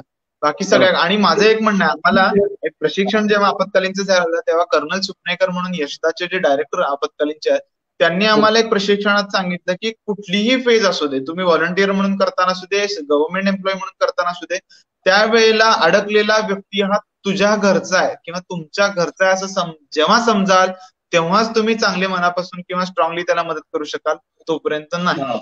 मग तुम्हाला 100 कॉल आले तरी तुम्ही 100 कॉल अटेंड कराल, 100 कॉलला तुम्ही व्यवस्थित उत्तर द्याल, 100 ठिकाणी तुम्ही सोर्सेस पोहोचवू शकाल.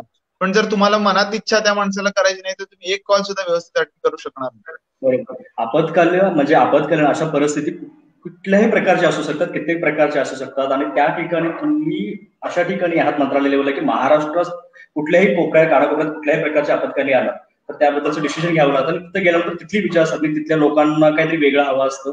या द्वंद्वामध्ये त्याच्यातून मार्ग काढणं आणि बरोबर कामावरती लक्ष ठेवणं आणि कामावरती सुद्धा बरोबर ते काम पूर्ण करणं, त्याच्यामध्ये खरंच एक फार मोठं स्ट्रगल आहे. म्हणजे जसं तिथपर्यंत जाण्याचं स्ट्रगल आहे, तरीही त्या कामामध्येही तेवढं स्ट्रगल आहे. आणि तुम्ही ते करताय म्हणून तर तुमचं नाव इथपर्यंत झालेलं आहे आणि भारतभर होतंय.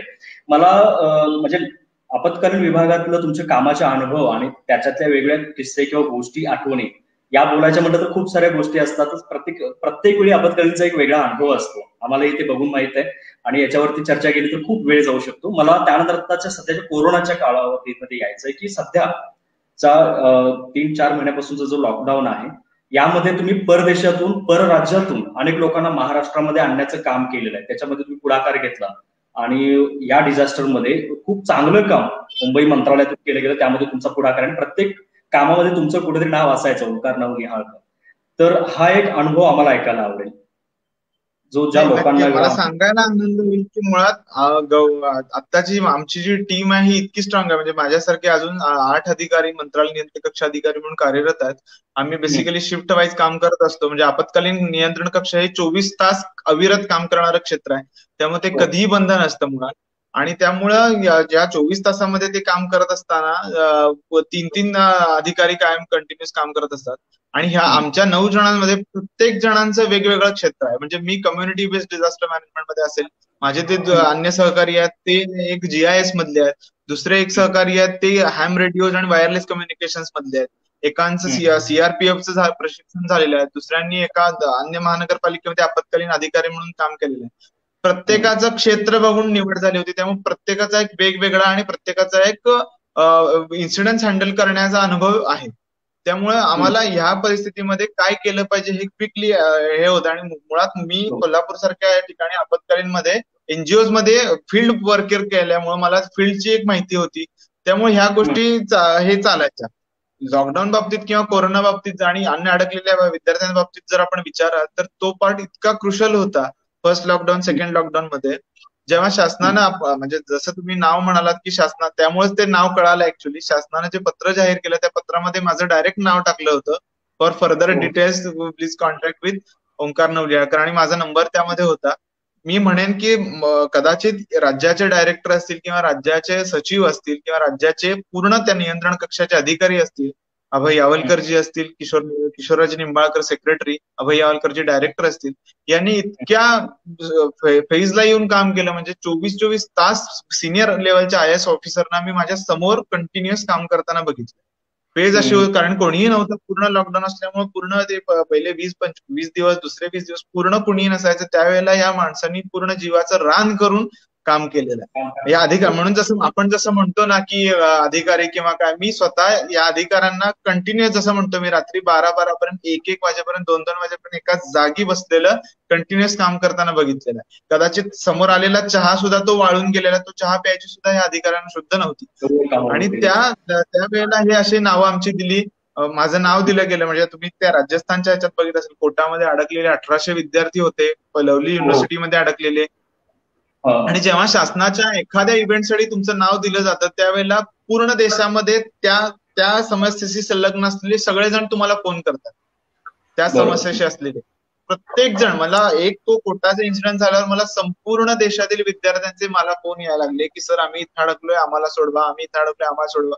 फोनची जशी आपल्याला रिंग आल्यावर आपली स्क्रीन अशी निळी बेल्ट आपल्याला हे दाखवते, ती स्क्रीन माझी कधी ऑफ व्हायची नाही. एक एक सेकंदाला कॉल वाजायचा, एक एक सेकंड लॉकडाऊन. आणि तरी तशा अशा पेज मध्ये आणि सेम म्हणजे मी माझ्या एकट्याच हे मोठे पण सांगत नाहीये, पूर्ण डिपार्टमेंटचे माझ्या बरोबर असलेले अन्य 9 जण असतील किंवा मंत्रालयातले हे जे वरिष्ठ अधिकारी मी ज्यांची नावं सांगितली, या प्रत्येकाचा फोन असाच वाजत, प्रत्येकाचा. आणि मोबाईल नंबर द्यायचं कारण की लाईन्स आपल्या होत्या, लाईन्सवर प्रचंड लोड होता. किती लाईन्स असल्या तरी ह्युमन पॉवर पाहिजे ना वापरायला. त्या लाईन्स वाजत होत्या, त्या लाईन्स त्याचे मोबाईल घेऊन असे एक कॉल झाला की एक अशा परिस्थितीमध्ये ते कॉल आणि कॉल अटेंड करणं गरजेचं असतं, कारण का तो कॉल कधी डिस्ट्रेस कॉल असू शकतो, कधी सॉस म्हणजे सेव्ह अवर साऊल कुठेही अडकलेला असू शकतो. त्यामुळे प्रत्येक कॉल जरी तो वेटिंगवर पडला तरी सेकंड टाइम तुम्हाला तो कॉल अटेंड करणं गरजेचं आहे, कारण का त्या माणसाला वेळेत मदत पोहोचणं गरजेचं आहे. खूप खूप म्हणजे खूप महत्वाच्या ठिकाणी तुम्ही काम करताय, कारण तिथं इतकं अवेअर राहावं लागतं, कायम जागरूक राहावं लागतं आणि ते त्या कामाला तुम्ही इतकं डेडिकेटेडली करताय, इतक्या श्रद्धेनं करताय. त्यामुळे आम्हाला खरंच खात्री आहे की डिझास्टर मध्ये तुम्ही वेगवेगळे कामं वेगळ्या काय म्हणतात आदर्शवत कामं तुम्ही करत राहालच आणि आपल्या कोल्हापूरचं नाव नॅशनल लेवलला आंतरराष्ट्रीय लेवलला तुम्ही घेऊन जाणारच आहात आणि त्याबद्दल आमच्या कट्टा कोल्हापूरकडून तुम्हाला शुभेच्छा असतील. आम्हाला म्हणजे याबद्दल तुम्हाला अजून धन्यवाद द्यायचा आहे की जो मुलाखतीच्या सुरुवातीपासून तुम्ही तुमचा जीवनक्रम सांगितला, खरंच एक भावनिकता सुरुवातीला होती जी ज्या परिस्थितीतून तुम्ही शिकलात, ज्या परिस्थितीतून इथपर्यंत पोहोचलात आणि त्यानंतरचे डिझास्टर मॅनेजमेंट मध्ये काही अनुभव तुम्ही जे सांगितले त्याबद्दलच्या काही गोष्टी. तर मग खूप छान ही जी मुलाखत झाली ती खूप छान झाली सर, आणि त्याबद्दल मी कट्टा कोल्हापूरकडून तुमचे धन्यवाद मानतो. आणि खूप प्रश्न पण आले होते. आता शंकर पवार सरांनी जे विचारलेला प्रश्न आहे याबद्दल मी त्यांना नंतर कमेंटमध्ये तुमचा नंबर देईन. त्यांना काही पर्सनल प्रश्न असतील, खूप लोकांना असतील तर ते तुम्हाला पर्सनली विचारतील, कारण आता तितका वेळ नाही आहे आपल्याकडे प्रश्न पुढचे घेण्यासाठी. तर मग याबद्दलचा जर वेळ भेटलाच तर पुढचा एक एपिसोड आपण घेऊ शकू. खूप महत्वाचा विषय आहे आणि सध्याच्या कालावधीमध्ये म्हणजे आता पाऊस पडतोय, पावसाचा जोर वाढतोय, पुराची परिस्थिती ही काही काही शहरांमध्ये दिसते. तर यासाठी पुढचा अजून एक एपिसोड जर घेता आला तर आपण नक्कीच प्रयत्न करू यासाठी. आणि सर पुन्हा एकदा तुमचे धन्यवाद.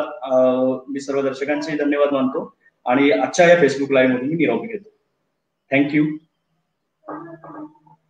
Okay, thank you. तुमच्या पूर्ण टीमचे खरं तर आभार. आपण ह्या सगळ्यामध्ये आत्ताच्या फेजला ह्या प्रशिक्षणाची किंवा आपत्कालीनच्या क्षेत्रांमध्ये लोकांना अवेअरनेस करण्याची खरी गरज आहे.